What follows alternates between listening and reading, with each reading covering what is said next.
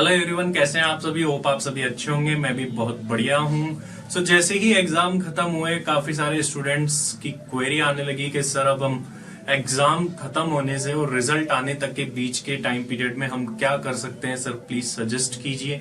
It means हमारी after exam strategy क्या होनी चाहिए। ये कुछ मैसेजेस मुझे मिल रहे हैं और कुछ मैसेजेस मिल रहे हैं उन स्टूडेंट्स के जो एग्जाम नहीं दे पाए due to any reason, technical glitches and all. तो उनका क्या होगा। और कुछ मिल रहे हैं कि सर रिजल्ट कब तक आ जाएगा। तो अगर आपके भी मन में ये सारे सवाल हैं तो इस वीडियो को एंड तक देखिए और आपके सारे के सारे ये डाउट जो है आज की इस वीडियो में मैं आपके लिए क्लियर करने वाला हूं। इससे पहले अगर आप हमारी फैमिली का मेंबर नहीं है और आपको फास्टर अपडेट चाहिए तो टेलीग्राम चैनल का लिंक जो है वो डिस्क्रिप्शन में दिया हुआ है। वहां पर आपको टाइम टू टाइम बेसिस पर नोट्स एंड ऑल अपडेट्स जो है वो मिलती रहती है। वहां पर जाकर के भी आप हमारी फैमिली के मेंबर बन सकते हैं। तो चलिए शुरू करते हैं और जानते हैं इन सारी बातों के बारे में। सबसे पहले मैं बात करूंगा री एग्जामिनेशन के सर री एग्जामिनेशन होगा क्या। तो answer is that re examination बिल्कुल होने वाला है। किन के लिए? उन स्टूडेंट्स के लिए जिन्होंने टेक्निकल डिफिकल्टीज फेस करी है। ऐसा सीधा सीधा इंस्ट्रक्शन आ रहा है इंस्टीट्यूट की तरफ से और ऑफिशियल्स की तरफ से। पपन सर ने भी रिसेंटली जो है वो ये बात कही है। तो ध्यान रखिए कि री एग्जामिनेशन, जो लोग एग्जामिनेशन आगे देने की सोच रहे हैं वो कौन दे पाएंगे? जिन्होंने टेक्निकल डिफिकल्टीज फेस करी है और इंस्टीट्यूट के पास में उसकी रिपोर्ट जनरेट हुई है, वरना वो एग्जाम नहीं दे पाएंगे। कुछ स्टूडेंट्स ऐसे भी इंटेंशनली एग्जाम नहीं दिया, ओनली एक ही ग्रुप दिया और एक ग्रुप नहीं दिया एंड दे आर आस्किंग कि क्या सर हम अब आगे वो जो ग्रुप रह गया था वो दे सकते हैं क्या? आंसर इज क्लियर, नो, आप नहीं दे सकते हैं ऐसा। क्योंकि अगर आपको ये अलाउ कर दिया जाता है तो फिर उन स्टूडेंट्स के साथ में नाइंसाफी हो जाएगी जिन्होंने ऑलरेडी बोथ ग्रुप एक साथ में दे दिए हैं। तो इंस्टीट्यूट ने क्लियरली मना कर दिया है कि नहीं, ऐसा कुछ नहीं है। आप जो है वो एग्जाम री एग्जामिनेशन जो होंगे उनमें नहीं दे पाएंगे। कुछ स्टूडेंट्स के एग्जाम जो है वो रीशेड्यूल किए गए थे। इट मींस उनके लिए ओरिजिनल एग्जाम ही नहीं हुए थे, लाइक इन केरला स्टेट्स। और कुछ स्टूडेंट्स जिनका जो सेंटर था वो कंटेनमेंट जोन में आ गया था, इस वजह से उनके एग्जाम्स नहीं हो पाए थे। तो अब उन लोगों का क्या होगा? उन लोगों के लिए जो है जल्दी ही कहा गया है कि नया जो शेड्यूल है एग्जाम का वो आ जाएगा। सर आपको क्या लगता है एक्सपेक्टेड डेट कब तक आ जाना चाहिए? इट्स 14 टिल नाउ और अभी 15 को भी तक भी नहीं आना चाहिए। 16, 17, 18 के अप्रोक्स चांस है कि आपका टाइम टेबल जो है वो आ जाए और it may go beyond that. और अगर आता है तो एटलीस्ट स्टूडेंट को ऐसे तो नहीं कह दिया जाएगा आप कल से एग्जाम दो, परसों से एग्जाम दो। एटलीस्ट 5 to 7 डेज का टाइम तो उनको मिलना ही चाहिए। और इन बिटवीन आ जाते हैं सीए के एग्जामिनेशंस। तो क्या होगा इस सिचुएशन में? क्योंकि कुछ स्टूडेंट जो है वो सीए एग्जामिनेशन भी दे रहे हैं और हमारे इंस्टीट्यूट की हमेशा से ये पॉलिसी रही है कि हम जो है एग्जाम्स को क्लैश ना होने दे और जो स्टूडेंट्स जो है वो सीए के एग्जाम भी दे रहे हैं वो भी एग्जाम दे पाए। तो क्या सोच सकते हैं हम, क्या एस्टिमेशन हो सकता है? एस्टिमेशन यही हो सकता है कि जो आपके रीशेड्यूल एग्जामिनेशन होने वाले हैं या री एग्जाम होने वाले हैं जिन्होंने टेक्निकल ग्लिच फेस किया था, it may go till the end of this month. It may go, I am not confirming, but as per the circumstances ऐसा लग रहा है कि वो इस मंथ के एंड तक भी जा सकते हैं। क्योंकि पहले अगर कंडक्ट कराया जाए तो फिर जो है वो क्लैशिंग होगी सीए एग्जाम्स के साथ में। तो हो सकता है इंस्टीट्यूट किसी सॉल्यूशन के साथ में आए और एग्जाम्स को इस तरीके से शेड्यूल करे कि हाँ इसके साथ साथ पैरेलली भी हो जाए। उसमें तो बहुत ही बढ़िया होगा, उसका तो कहना ही क्या। तो देखते हैं इंस्टीट्यूट की तरफ से इस पर क्या नोटिफिकेशन आती है, उसका वेट करना पड़ेगा। मैंने आपको मेरी एस्टिमेशन बता दी कि वो कहां तक जा सकता है। इसके अलावा अब आगे चलते हैं। काफी सारे स्टूडेंट्स की क्वेरी है कि सर रिजल्ट कब तक आएगा, रिजल्ट कब तक आने के चांसेस है। सबसे पहले बात करते हैं फाउंडेशन एग्जामिनेशन के बारे में कि फाउंडेशन का रिजल्ट कब तक आएगा। वैसे तो पपन सर ने कहा था कि फाउंडेशन का रिजल्ट जो है वो 31 दिसंबर तक ही आने वाला था और due to intermediate and final examination, लेकिन वो डिले हो गया क्योंकि एग्जामिनेशन जो टीम है वो एग्जाम कंडक्ट कराने में लग गई। और अभी भी उनका यही कहना है कि जो टीम है अभी वो मेनली फोकस्ड है for conducting the exams first instead of result. तो ये ध्यान रखिए बेटा कि पहले जो फोकस है वो किया जाएगा एग्जाम करवाने पर इंटरमीडिएट एंड फाइनल के, तो एज पर माय एस्टिमेशन ये थोड़ा और डिले हो सकता है और इस मंथ के एंड तक या फिर नेक्स्ट मंथ में जो है वो फाउंडेशन का रिजल्ट हमको देखने को मिल सकता है। अभी इमीडिएटली आने के चांसेस कम ही दिखाई दे रहे हैं, but let's hope for the best. अब क्या करना चाहिए तीनों लेवल के स्टूडेंट्स को, चाहे हम फाउंडेशन लेवल की बात करें, इंटरमीडिएट लेवल की बात करें और फाइनल लेवल की बात करें, कि आखिर जिन्होंने एग्जाम दे दिया है, एग्जाम दे चुके हैं, तो उनको अब क्या करना चाहिए। फर्स्ट ऑफ ऑल मैं बात करूंगा फाउंडेशन स्टूडेंट्स के बारे में कि आखिर फाउंडेशन स्टूडेंट्स को अभी क्या करना चाहिए। देखिए, फाउंडेशन स्टूडेंट्स के लिए अभी सबसे बढ़िया चॉइस होगी, क्योंकि उनका अगला लेवल जो है वो है इंटरमीडिएट और साथ ही साथ जो है उनके यूनिवर्सिटी के कॉलेज के एग्जामिनेशंस भी आने वाले हैं। तो ये दो चीजें उनके सामने निकल करके आ रही है, इन दो चीजों पर ही उनको फोकस करना है। अगर आप कॉन्फिडेंट है फाउंडेशन लेवल में, अगर आपने अच्छे से एग्जाम दिए हैं, you should start preparing for intermediate. आपको बिल्कुल भी टाइम वेस्ट नहीं करना चाहिए, क्योंकि इंटरमीडिएट लेवल और फाउंडेशन लेवल में बहुत ज्यादा डिफरेंस होता है।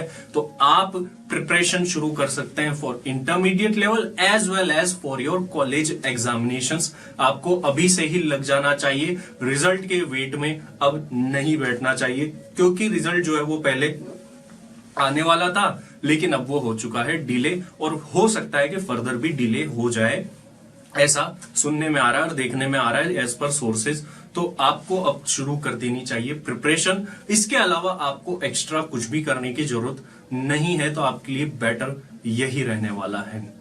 थोड़े दिन आपको घूमना फिरना है, 5-7 दिन घूमिए फिरिए और फिर से लग जाइए अपनी स्टडीज के अंदर। So this is the advice for foundation students.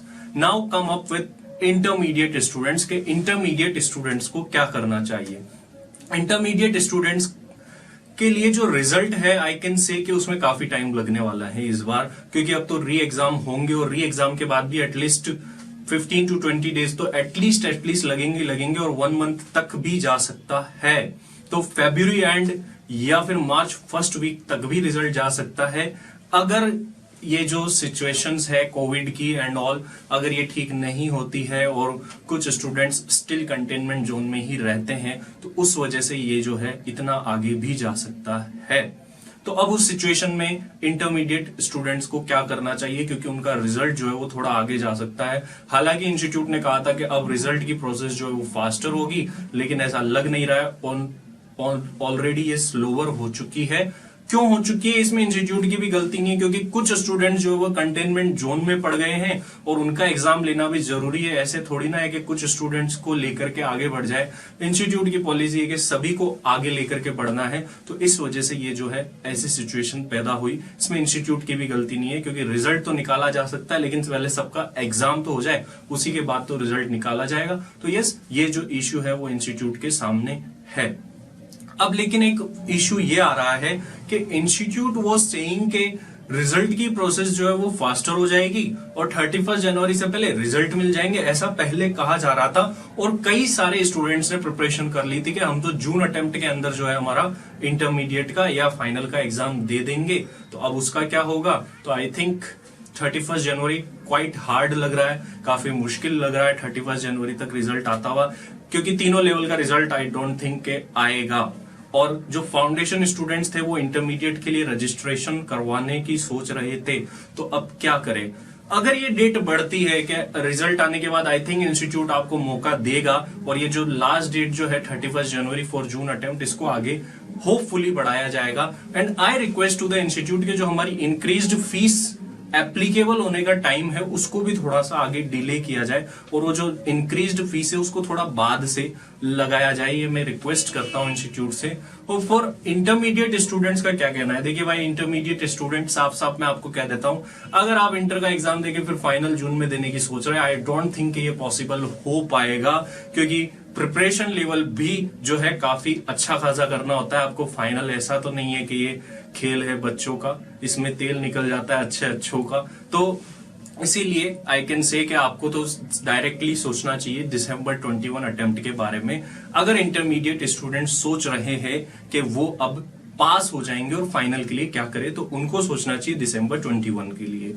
Meanwhile अब बात आती है ट्रेनिंग की, कि ट्रेनिंग के लिए क्या करें। ट्रेनिंग एक बड़ा इशू निकल करके आता है यहाँ पर। तो आपके पास में अभी क्या मौका है कि अभी आप ट्रेनिंग फाइंड आउट कर लीजिए। देखिए, वैसे इंस्टीट्यूट की तरफ से ऐसा तो कहा हुआ नहीं है कि आप इंटर पास करने के बाद ही आपकी ट्रेनिंग कंसिडर की जाएगी। आप एज ए वर्क भी कहीं पर ज्वाइन कर सकते हैं। ऐसा जरूरी नहीं है कि आप उसको ट्रेनिंग ही बताएं, और आप काम सीखिए और इंस्टीट्यूट उस सीखे हुए काम को और उस आपकी जॉब को भी एज ए ट्रेनिंग कंसीडर कर लेता है। तो आप अभी से लग जाइए उसको ढूंढने के अंदर। माइंड में ये सोच करके मत ढूंढिए कि मुझे सीएमए की ट्रेनिंग ढूंढनी है। माइंड में ये सोचिए कि मुझे मेरे फील्ड का काम सीखना है, क्योंकि इंस्टीट्यूट हमें मौका देता है कि अगर आपने कहीं पर वर्क किया है तो इंस्टीट्यूट उसको भी कंसीडर करता है। तो इंटरमीडिएट स्टूडेंट की अभी ये स्ट्रेटेजी होनी चाहिए। और कुछ स्टूडेंट जो अभी ट्रेनिंग के लिए नहीं जाना चाहते हैं, वो सोच रहे हैं कि रिजल्ट के बाद ही देखें, तो उनको मैं एक एडवाइस करूंगा कि जो आगे जाकर के काम आने वाली चीजें होती है, first one is Excel and second one is SAP. Excel और एसएपी वो सीख सकते हैं इस टाइम पीरियड के बीच में, अगर इंटरमीडिएट स्टूडेंट सीखना चाहे तो, क्योंकि ये आगे जाकर के उनके लिए काफी ज्यादा एड ऑन करने वाला है। Now come up to the final students. अगर उनको लग रहा है कि वो अब पास हो जाएंगे तो उनको क्या करना चाहिए। फाइनल स्टूडेंट्स की साफ साफ स्ट्रेटेजी आगे जाकर के उनको पता है। Now we will go towards campus placement. तो अब हम कैंपस प्लेसमेंट में क्या करें, कैसे उसके लिए प्रिपरेशन करें। तो अभी जैसा कि मैंने इंटरमीडिएट स्टूडेंट के लिए बताया कि एक्सेल और एसएपी की नॉलेज इफ पॉसिबल तो आप लीजिए ही लीजिए, क्योंकि ये दो कैंपस प्लेसमेंट के अंदर काफी ज्यादा काम आने वाले हैं। और आप बेसिक कैंपस की प्रिपरेशन जो है अभी से चालू कर दीजिए। आप थोड़े बहुत क्वेश्चंस जो है कैंपस प्लेसमेंट के वो चालू कर दीजिए। अगर आप रिक्वेस्ट करेंगे तो मैं उसके ऊपर भी वीडियो बना दूंगा कि कैंपस के लिए कैसे प्रिपरेशन करनी है और क्या क्वेश्चंस वहां पर पूछे जाते हैं। अगर आप कहेंगे तो उसके लिए भी अपन वीडियो बना करके लेकर के आएंगे, जरूर आपको हेल्प करने के लिए। तो अगर फाइनल स्टूडेंट लगता है कि मैं पास नहीं हो पाऊंगा, तो ऑब्वियस सी बात है उसको प्रिपरेशन कर देनी चाहिए फॉर जून अटेम्प्ट, क्योंकि जून अटेम्प्ट में अब वो एग्जाम दे करके किसी भी तरीके से जो है फाइनल का एग्जामिनेशन पास कर ले। यही उसकी फर्स्ट प्रायोरिटी होनी चाहिए इंस्टीड ऑफ ऐसी चीजों में लगने के लिए, क्योंकि campus placement as per my opinion अभी काफी टफ होने वाला है। तो उसके लिए आपको जरूर से अभी से ही प्रिपरेशन चालू कर देनी चाहिए। कैंपस के क्या प्रोसीजर होते हैं उनके बारे में जानकारी लेने लग जाइए। अगर आपको लगता है कि आप पास हो जाएंगे, तो फाइनल स्टूडेंट्स के लिए, जो लोग पास हो रहे हैं उनके लिए कैंपस प्रायोरिटी है। उनको अगर टेक्निकल नॉलेज में देखें तो एक्सेल और एसएपी पर फोकस करना है। इसके अलावा अगर आप बुकिश नॉलेज में जाना चाहे, जो आपने आपके कोर्स में पढ़ी है, तो आपको बेसिक लेवल प्रिपेयर करना चालू कर देना चाहिए। हर चीज के बेसिक लेवल, आप इस बात को ध्यान से सुन लीजिए। और जिन लोगों को लगता है मेरा पास नहीं हो पाएगा, तो उनके लिए सीधी सी एडवाइस है कि आप जून अटेम्प्ट के लिए चले जाइए और उसके लिए प्रिपरेशन ऑलरेडी करने लग जाइए। तो ये सारी होपफुली आपकी जो बातें थी, आपकी जो क्वेरीज थी, उसका आंसर आपको मिल गया होगा। इसके अलावा भी आपका कोई क्वेश्चन है, आप कमेंट बॉक्स में लिखिए, वो ऑलवेज ओपन रहता है और जरूर से मैं आपको उसका भी जवाब देने की कोशिश करूंगा। तो अभी के लिए इतना ही। Thank you very much.